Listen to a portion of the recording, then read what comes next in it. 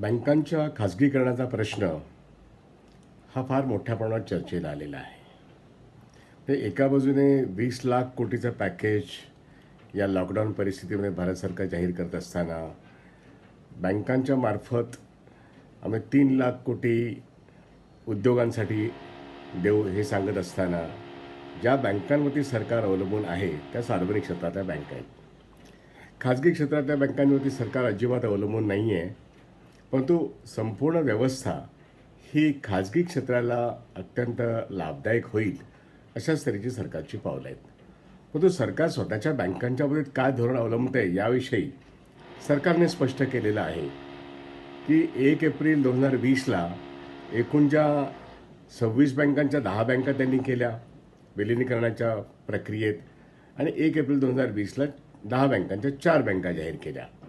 तर या 4 बँका ज्या आहेत त्याच्या व्यतिरिक्त स्टेट बँक ऑफ इंडिया ही 2017 ते 2020पर्यंत एकूणच स्टेट बँक ऑफ इंडियाच्या 7 सहयोगी बँका स्टेट बँक ऑफ इंडियामध्ये समावेश झाल्यानंतर स्टेट बँक ऑफ इंडिया ही या देशातली पूर्वी सर्वात मोठी बँक होतीच, परंतु ती अधिक मोठी बँक झाली.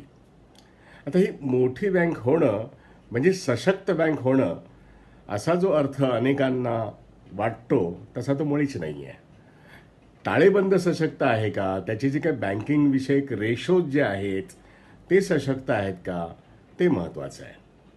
पण बॅलन्स शीटची साईज ही मात्र स्टेट बँक ऑफ इंडियाची वाढली या विलिनीकरणाच्या प्रक्रियेमध्ये. त्यातून भारत सरकारचं असं म्हणणं आहे की आम्ही आंतरराष्ट्रीय पातळीवरती स्पर्धेमध्ये एक राष्ट्रीयकृत मजबूत बँक आम्ही निश्चितपणे निर्माण केलेली आहे पहिल्या 100 परंतु खऱ्या अर्थाने स्टेट बँक ऑफ इंडिया ही आता जवळजवळ 42 लाख कोटी रुपयाची त्याची जी काही बॅलन्स शीटची ताकद आहे, तिची साईज आहे. आणि त्याच्या खालोखाल जर बघितलं तर दुसरी मोठी म्हणजे LIC आहे की ज्याची 35 लाख कोटी बॅलन्स शीटची ताकद आहे. आता या 2 मोठ्या संस्था भारत सरकारच्या अखत्यारीतल्या आहेत, ज्या ठिकाणी 100% मालकीची लाईफ इन्शुरन्स कॉर्पोरेशन आहे म्हणजे विमा व्यवसाय आहे. आणि स्टेट बँक ऑफ इंडिया ही भारतातील सर्वात मोठी सार्वजनिक क्षेत्रातली बँक आहे. पण आपण एक नव्या वस्तुस्थितीकडे येऊया.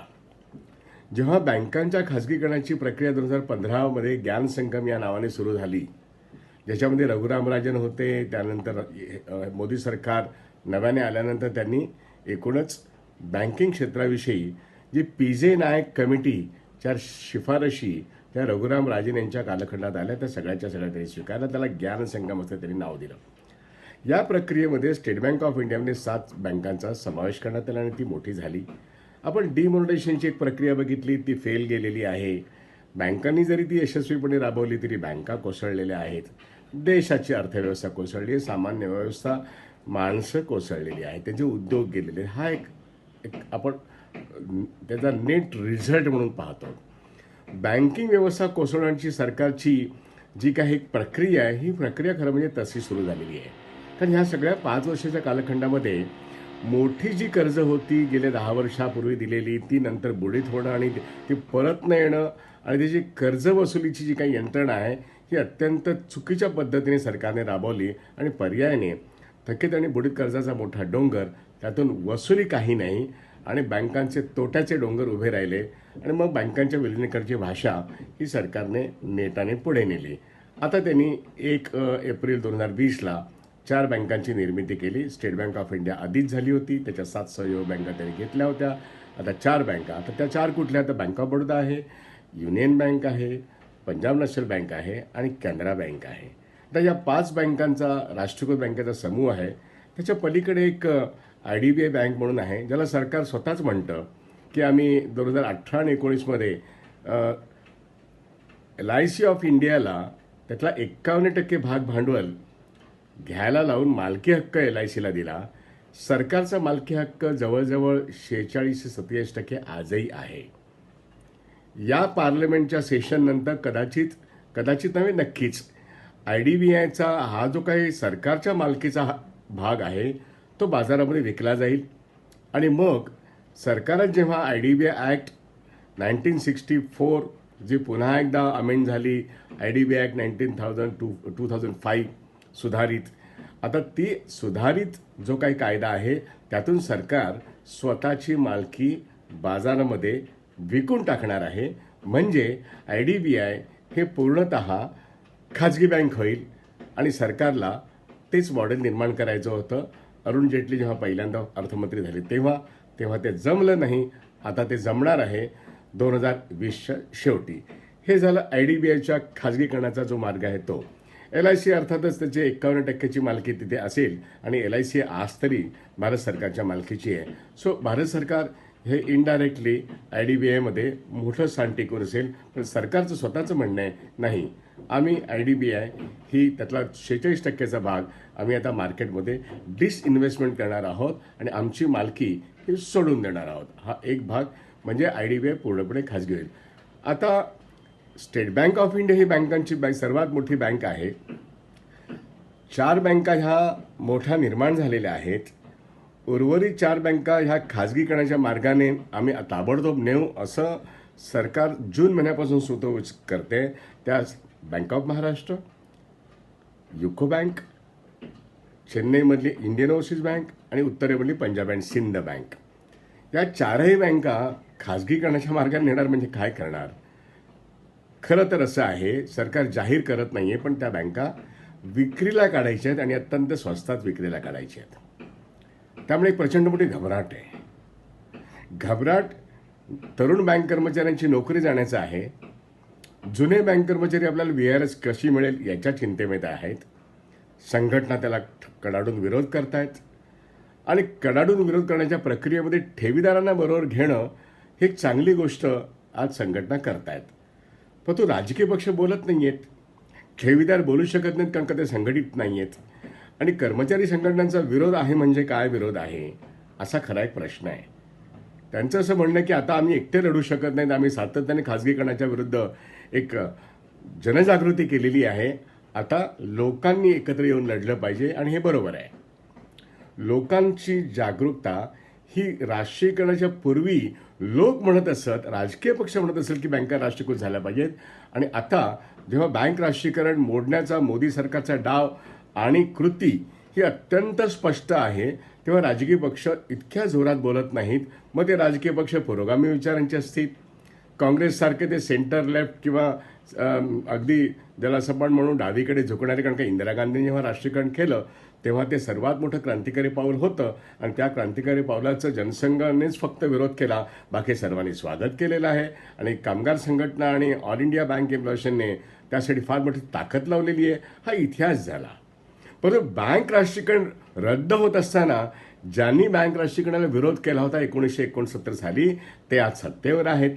आणि हीच एक वस्तुस्थिती आहे की जे नेहरूंनी केलं ते मोडून काढणं हे मोदी सरकारचं एक आद्य कर्तव्य झालंय. मग सार्वजनिक क्षेत्रातल्या सर्वच संस्था आणि बँका आणि इन्शुरन्स कंपनी आता 2020मध्ये या करोना कालखंडामध्ये जो अतिशय मोठा कठीण कालखंड आहे, जेव्हा अर्थव्यवस्था 25% आकुंचन पावली आहे, अशा वेळेस एकूणच वित्तीय तूट भरून काढण्याकरता, करसंकलन कमी झालं म्हणून भरून काढण्याकरता आपल्या हातातल्या या मौल्यवान संघटना बँका आणि इन्शुरन्स आणि पब्लिक सेक्टर ते विक्रीला काढतायत.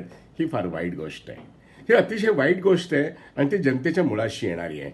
जनतेच्या नोकऱ्या मग त्या कुठेही असतील त्या ऑलरेडी फार मोठ्या प्रमाणात गेलेल्या आहेत आणि अजून जाणार आहेत आणि त्या मध्यमवर्गीयांच्या जाणार आहेत.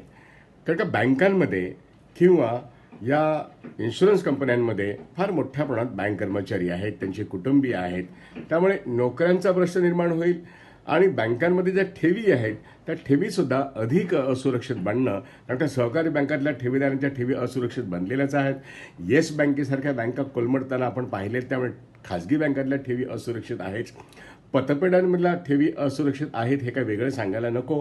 परंतु राष्ट्रीयकृत बँकांमध्ये ज्या ठेवी राष्ट्रीयकृत बँकांचा मालक भारत सरकार असल्यामुळे बँका ठेवी अतिशय सुरक्षित आहेत, हा जो समज आहे या समजाला एक प्रचंड मोठा धक्का सरकारच्या सध्या सार्वजनिक क्षेत्रातल्या बँकांचं खाजगीकरण या निमित्त निर्माण होतोय. हा झाला आजचा एक महत्त्वाचा चर्चेचा विषय. दुसरा एक महत्त्वाचा चर्चेचा विषय जो आपल्या सगळ्यांच्या समोर येतोय की या बँका ज्या छोट्या राष्ट्रीयकृत बँका आहेत किंवा मधल्या साईजच्या राष्ट्रीयकृत बँका आहेत, याच्या खाजगीकरणाचा बोलता बोलता सर्वात मोठी जी स्टेट बँक ऑफ इंडिया आहे याच्याविषयी काय चाललेलं आहे सर्वांनी हे समजून घेणं आवश्यक आहे, कारण का सरकार बोलते एक आणि सरकार करते वेगळं. अशा तऱ्हेचे चित्र आपण नेहमीच बघितलंय. धक्कातंताने काम करणार हे सरकार. मला स्टेट बँक ऑफ इंडियाविषयी आपल्याला थोडंसं सांगायचं आहे. डिमॉनिटायझेशनच्या कालखंडामध्ये ज्या बाई मॅडम चेअरमन होत्या, अरुणदादा भट्टाचार्य, या निवृत्तीनंतर कदाचित त्यांना असं वाटलं असेल की आपण सेबीचे चेअरमन हो किंवा रिझर्व्ह बँक ऑफ इंडियाचे डेप्युटी गव्हर्नर हो, पण त्यांना नाही होता आलं. परंतु केंद्र सरकारच्या अत्यंत जनामुळं मर्जीत असणाऱ्या अशा त्या बँकेच्या चेअरमन होत्या. म्हणजे तुम्हाला आठवत असेल की फोनवरून आजच्या पंतप्रधानांनी त्यांना सांगितलं की तुम्ही अदानींना ऑस्ट्रेलियामध्ये खाणी विकत घेण्याकरता कर्ज द्या, आणि त्यांनी तात्पुरते फोनवरून हो म्हणून सांगितलं होतं. आणि प्रचंड मोठा गदारोळ जेव्हा बँकिंग व्यवस्थेत झाला तेव्हा त्यांनी सांगितलं की हे बघावं लागेल. आणि अर्थातच अदानींना आज ऑस्ट्रेलियामध्ये पण विरोध होतोय, कारण त्या ठिकाणी हाव रोग ही इज अ कॉर्पोरेट, हे त्या सर्वांनी मोठी मोहीमच केली तिथल्या लोकांनी. पण आपल्या देशात अदानी म्हणजे देवाचं दुसरं रूप आहे. सध्याच्या सरकारचे सगळ्यात आवडते मुकेश अंबानी असतील तर गौतम अदानी पण आहेत. आणि त्यामुळे संपूर्ण सरकारी क्षेत्र हे अदानींच्या ताब्यात कसं जाईल याचीच योजना सरकारमार्फत होते की काय, एवढी मोठी कॉन्स्पिरसी, आपण ज्याला कॉन्स्पिरसी तर खरं म्हणजे शब्द म्हणणं चुकीचं आहे, आपण उघड उघड बघतोय की विक्री झाली की विक्री झाल्यानंतर घेणारी व्यक्ती ही गौतम अदानी किंवा मुकेश अंबानीच आहेत असं आपल्याला या दोन नावांच्या लिकडे तिसरं चौथं पाचवं नाव हे थोडंसं शोधावं लागेल. मुद्दा आता असा, आपण स्टेट बँक ऑफ इंडियाविषयी बोलत होतो. स्टेट बँक ऑफ इंडियाचे चेअरमन मॅडम आता कुठे आहेत बरं? त्यांची पोस्टिंग त्यांच्या रिटायरमेंटनंतर रिलायन्सच्या संचालक मंडळावरती एक संचालक म्हणून झालेली आहे. तुम्हाला आठवत असेल की या संपूर्ण डिमॉनिटायझेशनच्या कालखंडानंतर पेटीएम सारखी एक संस्था निघाली, तशा अनेक ज्या नवीन बँका निर्माण झाल्या, त्या एअरटेल बँक आली, वोडाफोनची बँक आली, तशी रिलायन्सला पेमेंट बँक मिळाली. 100 कोटी भांडवलाची एक पेमेंट बँक मुकेश अंबानींनी घेऊन रिलायन्स पेमेंट बँक सुरू केली. पण त्याचं ऑपरेशन जे आहे ते स्टेट बँक ऑफ इंडियाच्या सगळ्या शाखांमधून प्रत्यक्षामध्ये लॉन्च करणं हे त्यांना शक्य झालं. इतके त्यांचे घनिष्ठ संबंध आहेत. आणि म्हणूनच मॅडम भट्टाचार्य मॅडम यांची नंतर नेमणूक जी झाली ही रिलायन्सच्या संचालक मंडळात झालेली आहे. ह्याच्यात आता खरं म्हणजे आश्चर्य वाटण्यासारखं नाही. पण मुद्दा असा की Reliance payment bank he state bank of इंडियाच्या प्लॅटफॉर्मवरून काम करते.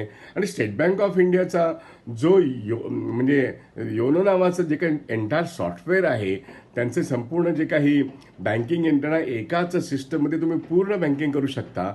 आणि त्यांची बँकिंग व्यवस्था जी आहे ते इतकी स्टेट ऑफ आर्ट टेक्नॉलॉजीवर आहे की आता खरं तर मनुष्यविरहित बँक चालवणं हे मॅडम भट्टाचार्य चेअरमन असतानाच त्यांनी मुंबईमध्ये अनेक ठिकाणी मनुष्यविरहित फक्त यंत्रावर आधारित आम्ही संपूर्ण बँकिंग कसे करू शकतो याचं एक प्रात्यक्षिकच दाखवलं. आणि आज मुंबईमध्ये अनेक कॉर्नरमध्ये पैसे टाकण्यासाठी, पैसे काढण्यासाठी ATM तर आहेतच, पण तो योनो हा जो काही त्यांचे जे ॲप्स आहेत आणि जे काही मॉडेल त्यांनी वर्कआउट केले त्यातून मनुष्यविरहित बँका आणि ते जे काही तंत्रज्ञान आहे हे तंत्रज्ञान जे स्टेट बँक ऑफ इंडिया निर्माण केलं आहे, अर्थातच जिओ त्याच्यामुळे पार्टनर आहे.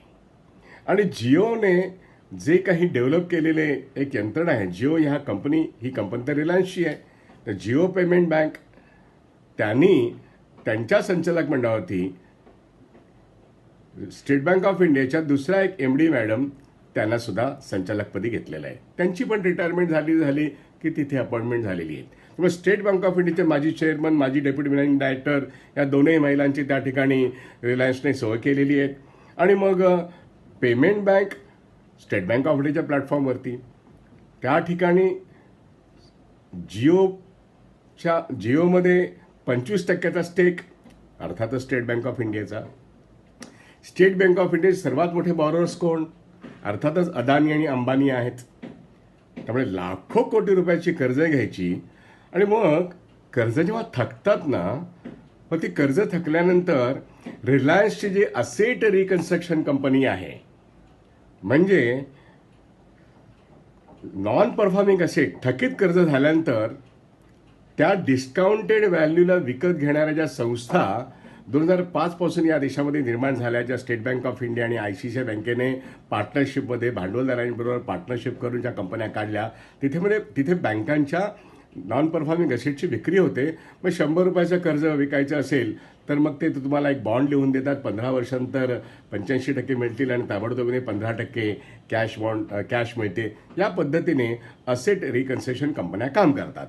आता स्टेट बँक ऑफ इंडियाची स्वतःच असेट रिकन्स्ट्रक्शन कंपनी आहे, रिलायन्सची असेट रिकन्स्ट्रक्शन कंपनी आहे, ICICI बँकेची अशा एकूण 32 ते 35 असेट रिकन्स्ट्रक्शन कंपन्या आहेत ज्यांनी 2005 पासून ते 2020 पर्यंत बँकांची थकीत कर्ज विकत घेतलेली आहेत. आता त्यातून त्यांनी त्या भंगारातून सोनं निर्माण केलं असेल, भंगारातून चांदी निर्माण केली असेल तर तो एक वेगळा भाग आहे, कारण का तो अत्यंत यशस्वी व्यवसाय आहे असं बँकिंग व्यवसायात समजलं जातं. आणि बँकांची NPA कमी करणं आणि त्यांनी त्याच्यातून सोनं निर्माण करणं, ज्याला वाईट गोष्ट बँक समजते त्याला ते चांगलं समजतात. कारण का कचऱ्यातून सोनं निर्माण करणं ही एक संस्कृती निश्चितपणे भांडवलशाहीमध्ये आहे. परंतु नॉन परफॉर्मिंग असेट जे निर्माण करतात ते मोठे कॉर्पोरेट्स तेच मुळात असेट रिकग्निशन कंपन्या स्थापन करतात आणि मग तोच NPA ते विकत घेतात. याचा अर्थ या हाताने मी चोरी करायची आणि या हाताने मी पुन्हा ते सोडवायची, माझी कंपनी मी वाचवायची, माझा पैसा मी इथून लुटायचा आणि तिथून वाचवायचा, हा जो धंदा आहे हा भारतीय कॉर्पोरेट्सना खूप चांगला जमलेला आहे.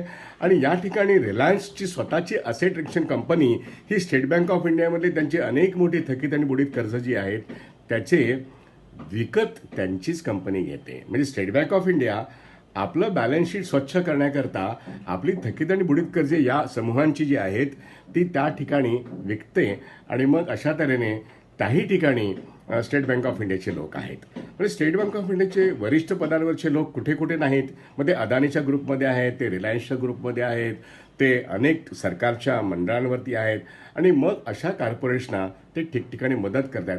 अशा ह्या स्टेट बँक ऑफ इंडियामध्ये सरकारच्या मालकीचा टक्का आजच्या घडीला 58% आहे. आणि सरकार जेव्हा बँक खाजगीकरणाची गोष्ट करते तेव्हा सर्वात मोठी बँक ही आमची देशाच्या बँक फॉर द इंडियन्स, भारतीयांची bank state bank of India असं म्हणत ती ग्लोबल बँक वगैरे असं वर्णन केलं. पण आता खरा धोका तेव्हाही कळत होतं, आत्ताही कळतंय. ओबामा जेव्हा राष्ट्रपती झाले तेव्हा त्यांचे जे सेक्रेटरी आहेत, ट्रेझरी सेक्रेटरी, त्यांनी म्हणजे युनायटेड स्टेट्सचे ट्रेझरी सेक्रेटरी यांचा दबाव होता भारत सरकारवरती की तुम्ही पहिलं म्हणजे तो 2008चा कालखंड होता, हे तुम्ही लक्षात घ्या. त्यानंतर जो दबाव होता की भारतीय बँकिंग क्षेत्र हे तुम्ही ओपन आउट करा आणि पहिलं जर तुम्ही प्रायव्हेटायझेशन करणार असाल तर स्टेट बँक ऑफ इंडियाचं प्रायव्हेटायझेशन पहिल्यांदा करा. 2008 नंतर जवळपास एवढी वर्ष झालेली आहेत. आता मोदी सरकार कदाचित आणखीन काही छोट्या राष्ट्रीयकृत बँकांचं प्रायव्हेटायझेशन करण्याच्या पूर्वी स्टेट बँक ऑफ इंडियाचं प्रायव्हेटायझेशन पहिल्यांदा करते की काय असा तो प्रश्न आहे. कारण येत्याच कालखंडामध्ये 26% भारतीय स्टेट बँक ऑफ इंडियामध्ये भारत सरकारचा मालकी हक्क आणणं हे भारत सरकारला शक्य आहे. रिलायन्सचा दबाव आहे का रिलायन्सचे सगळेच व्यवहार स्टेट बँक ऑफ इंडियातून होत आहेत. साधारणपणे 2000च्या सुमारास अंबानींनी कुठेतरी सांगितलं होतं की मला वाजपेयींच्या कालखंडातली गोष्ट आहे, I want to have the control of State bank of India. आणि इन रियालिटी कदाचित 2021च्या मार्च नंतर स्टेट बँक ऑफ इंडियाचंच कंट्रोल जरी भारत सरकारचा 26% मालकी हक्क राहिला तरी ॲक्सिस बँकेमध्ये भारत सरकारचा मालकी हक्क 26% असून ती एक खाजगी बँक समजली जाते. तर मग रिलायन्सची payment bank state bank of इंडियावर ऑपरेट होते. असेट रिकन्स्ट्रक्शन कंपनी रिलायन्सची स्टेट बँक ऑफ इंडियाची बुडीत कर्ज विकत घेते. स्टेट बँक ऑफ इंडियाकडून लाखो कोटी रुपये अदानी समूह आणि अंबानी समूह विकत घेत आहेत. मग उद्या भारत सरकारचा मालकी हक्क 26% राहिल्यानंतर उर्वरित मोठा टक्का जो आहे तो अदानी समूह किंवा अदानी बरोबर अंबानी समूह यांच्याकडे गेल्यानंतर संपूर्णपणे जे तंत्रज्ञान जे आहे ते योनो, ती पेमेंट बँक आणि स्टेट बँक ऑफ इंडियाचं 38 लाख कोटीचं तगडं बॅलन्स शीट, जे तगडं बॅलन्स शीट आज संपूर्ण अर्थव्यवस्थेमध्ये आणि बँकिंग क्षेत्रामध्ये 1/3 हिस्सा राखून आहे. ते रिलायन्स आणि अदानी आणि मुकेश अंबानी यांच्या रिलायन्स समूहाकडे जाण्याची शक्यता आहे. अर्थात भारत सरकार त्याला उपकृत करायला खूप उत्सुक आहे हे आपल्याला माहिती आहे. आज मार्केटमध्ये फक्त शेअर हा अदानी आणि अंबानी यांचाच आहे आणि रिलायन्स समूहाकडे स्टेट बँक ऑफ इंडियाकडे जाणं ही गोष्ट आता भिंतीवरती लिहिल्यासारखीच आहे. त्यामुळे भारत सरकारच्या वतीने किंवा काही इकॉनॉमिस्ट जे सारखं सांगतायत, अरे तुम्ही खाजगीकरण जे करताय ना ते सरकारने 51% खाली जाऊन 26% मालकी हक्क ठेवा. तुमच्याकडे अजूनही सरकारकडे 70 ते 75% आहे. म्हणून स्टेट बँक ऑफ इंडियामध्ये 58% जो मालकी हक्क आहे तो कमी करा. केवळ 51% येऊन थांबू नका. तुमच्याकडे कशाला बँका ठेवता तुम्ही ते कॉर्पोरेट्सला चालवायला द्या. त्यामुळे बँकांच्या खाजगीकरणाचा हा अर्थ मोदी सरकारला पुन्हा पुन्हा जागतिक बँक सांगते, आंतरराष्ट्रीय नाणेनिधी सांगते, अमेरिकन ॲडमिनिस्ट्रेशन सारखं सांगते आणि मोदी सरकार आणि निर्मला सीतारामन यांना ते ऐकावंच लागतंय. रिझर्व्ह बँक ऑफ इंडियामध्ये आजपर्यंत तरी ह्याच्या पूर्वीचे जे गव्हर्नर होते त्यांना ते जमलं नाही. पण या गव्हर्नरना जमणार नाही असं काय आहे? कारण सहकारी बँकांचं खाजगीकरण करणं हा कायदा आलाच आहे, तो पास झालेला बँकिंग रेग्युलेशन ॲक्ट. आता स्टेट बँक ऑफ इंडियामध्ये मालकी हक्क जेव्हा सरकार कमी करेल आणि वित्तीय तूट भरून काढण्याचा प्रयत्न करेल तेव्हा कुठल्या तरी 4-5 छोट्या बँकांमधून कशाला करायचं? त्यामुळे या देशातली मोठी bank state bank of India ही नजीकच्या वर्ष किंवा 1.5 वर्ष किंवा 2 वर्षामध्ये भारत सरकारची मालकी जर 26% झाली तर अर्थातच ती बँक या देशातली सर्वात मोठी खाजगी बँक म्हणून निर्माण होईल. स्टेट बँक ऑफ इंडिया म्हणजे आजच्या परिस्थितीमध्ये ICICI बँक आणि HDFC बँक या 2 मोठ्या खाजगी बँका काहीही नाही आहेत. कारण एकूण सार्वजनिक क्षेत्राच्या जो एकूणच बँकिंगचा हिस्सा आहे त्या हिश्श्यामध्ये स्टेट बँक ऑफ इंडिया 1/3 हिस्सा आहे आणि ICICI आणि HDFCचं एकूणच बॅलन्स शीटची ताकद याच्या कितीतरी पटीने जास्त ही स्टेट बँक ऑफ इंडियाची ताकद आहे. आणि म्हणून रिलायन्सकडे पेट्रोकेमिकल असेलच, रिलायन्सकडे जिओ असेलच, त्याचं फेसबुकशी अलायन्स असेलच, पण त्याचबरोबर रिलायन्सकडे स्टेट बँक ऑफ इंडिया पण असेल. त्यामुळे भारतीयांची बँक म्हणून स्टेट बँक ऑफ इंडिया, भारताची बँक म्हणून स्टेट बँक ऑफ इंडिया, भारताची ग्लोबल बँक म्हणून स्टेट बँक ऑफ इंडिया हे जे काय नाव होतं होय ते आता रिलायन्सची स्टेट बँक ऑफ इंडिया होऊ शकते. आणि मग त्यासाठी मग 30,000 लोकांना VRSने काढून टाकणं किंवा CRS देणं संघटनांची काय ताकद आहे?